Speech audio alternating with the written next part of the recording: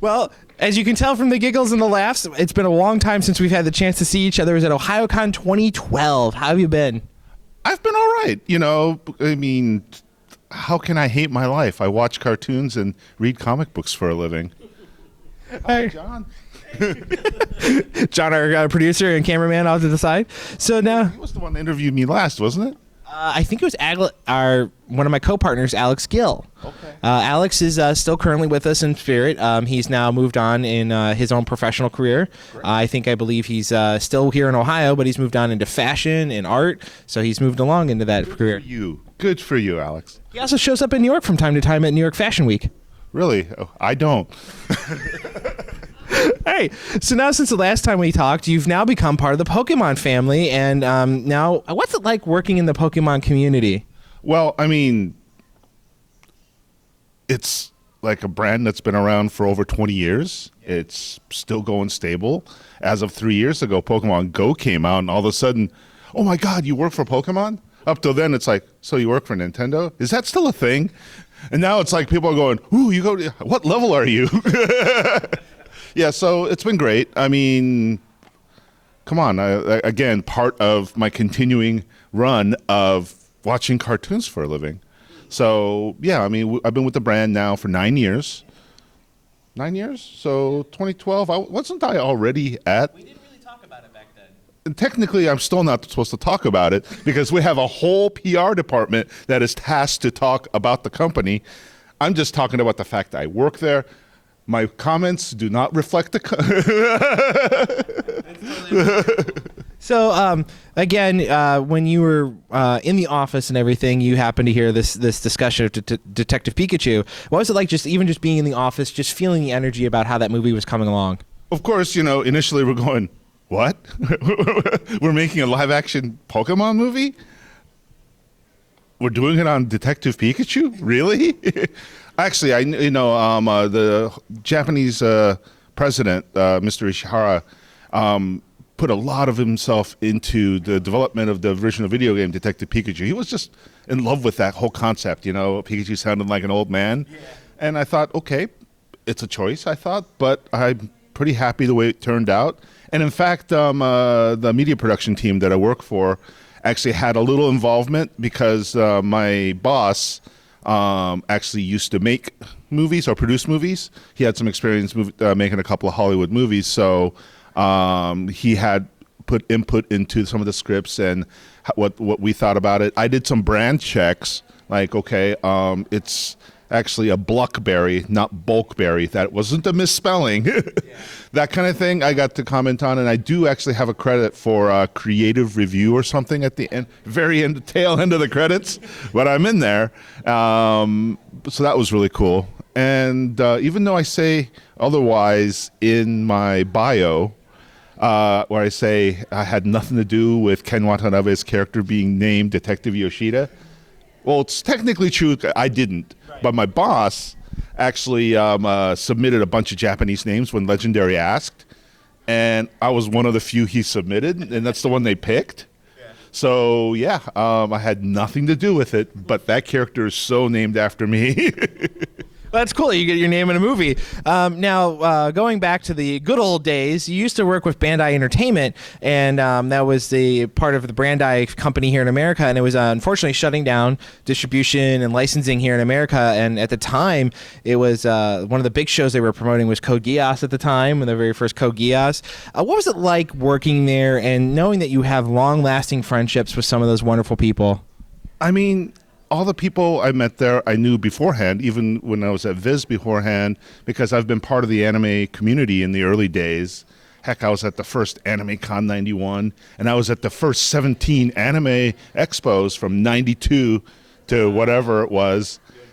Yeah, and that was just growing up with the industry. I knew everybody, and after I left Viz, I went to Bandai for a little bit, and it was great. It was like after my interview, it's like, okay, you seem to know what you're doing. When can you start?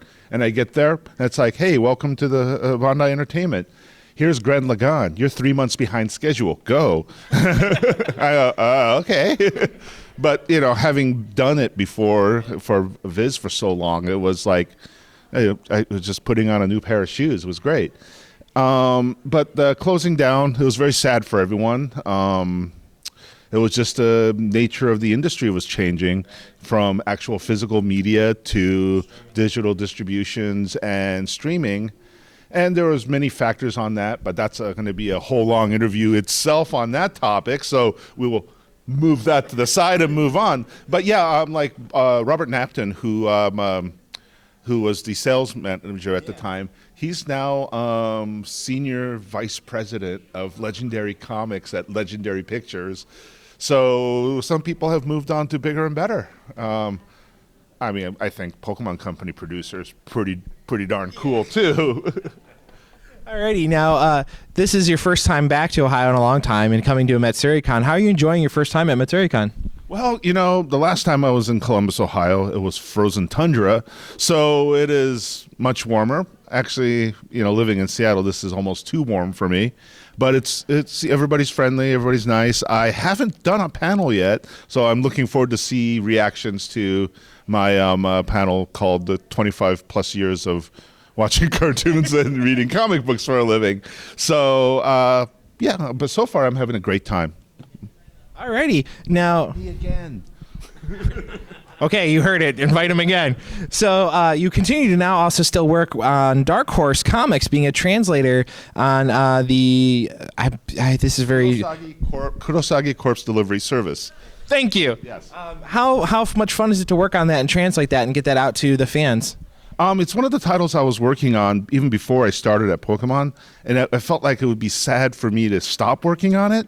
So being that it's so far afield from my day job at Pokemon, I figured it was okay, and I talked to my bosses about it, and they seemed okay.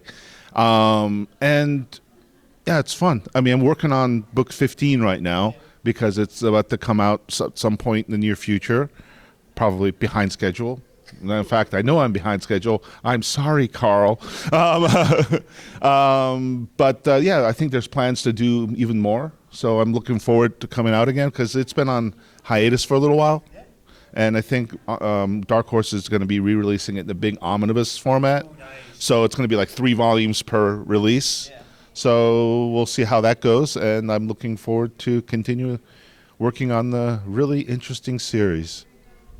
Alrighty, now we've talked about many projects today. What are some of the projects we didn't get the chance to talk to that aren't behind the pesky NDA wall? What?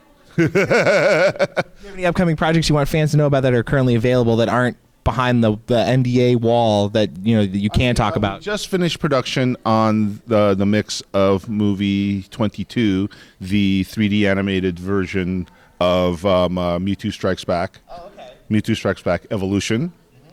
That one actually had the home company TPC had a screening of that at Anime Expo. It seemed to be pretty well received, but the English version is more or less complete. The mix is done. We're not quite finished with it, but no, that part's done. It's like everything else. I don't know when it's coming out because that's not my job. Right. I just make sure it's done, and then the rest of the company. Marketing, sales, they'll figure out when it comes out, and hopefully it comes to you soon. As for other things, I'm going to continue working on the Sun and Moon TV series. Okay, good. And whatever may follow it, I suppose, unless something drastically changes, like the results of this interview, I will be continuing to work on the next series. But yeah, that's about it. And I hope there's bigger and better and more. Now, where can we follow you online, like via Twitter, Facebook, or Instagram, anything like that? And then a message you'd like to give to all the wonderful fans that have kept up with you for over 25 years. Okay, well, I do have a Twitter account, but I don't see the point in mentioning it because I never post to it. I just use it to read other people's tweets. I do have a Facebook, but that's sort of a personal thing. Okay, so nowhere really. I do not have. I mean, you're welcome to find me on Twitter and follow me because I seem to have a lot of them, even though I never say anything. But thank you. And as for a message to fans, I have to say I love the community. I've seen it grow from a fledgling cons. I mean, the first Anime Expo had like 400 attendees. I mean, look at it now. 100,000 people attending over a 4-day period. I love seeing seeing the industry grow, and keep at it. Invite your friends. Buy Pokemon. Again, Toshi, it's been wonderful talking with you, my friend. Thank you so much. No worries.